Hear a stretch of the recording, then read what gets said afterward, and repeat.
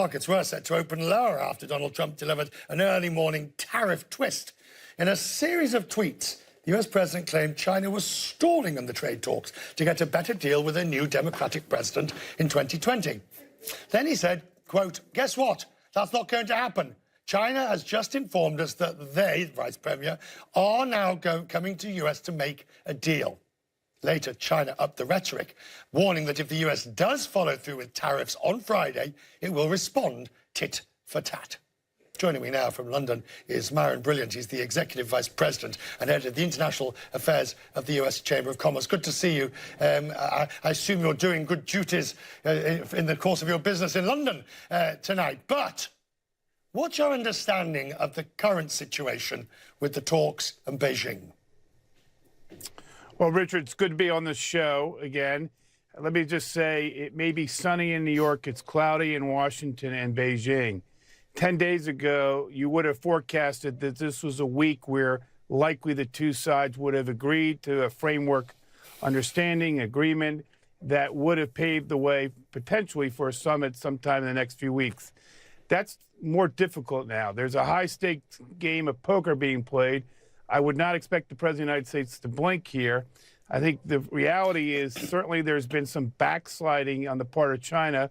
That's very concerning. I think it's in the interest of both countries to have a high standard, a comprehensive agreement between the two countries that addresses a range of issues. But Myron, this is going to be a very timely visit. I'm glad that the visit is still on. There was debate in Beijing about having the visit, but we're going to see what comes out of it. What does Liu He, in fact, bring to Washington?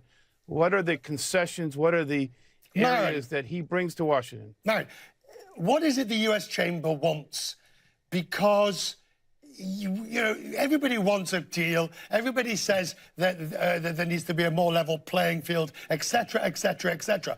But are you in favor of ramping up the pressure with more tariffs if that gets the deal done? What we need is greater intellectual property protection. We need to address the forced technology transfer issues. We need to make sure there's market access for U.S. companies. There's a range of areas that we have addressed with both governments, and we hope that progress is being made there.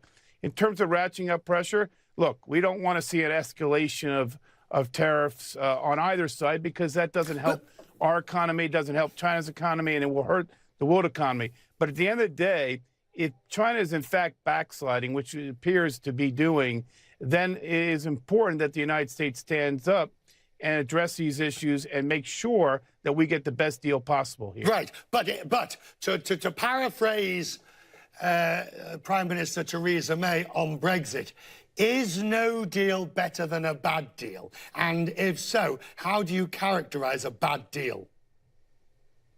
Well, it's a different situation than Brexit. And, of course, I've been here on that topic this week. But what I would say to you is we need a deal, but we don't need any deal. We need a good deal that is, again, high standard, comprehensive.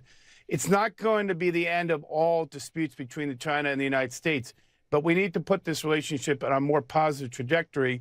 And the markets are going to remain nervous. Investors are going to remain nervous. The business community is going to remain nervous.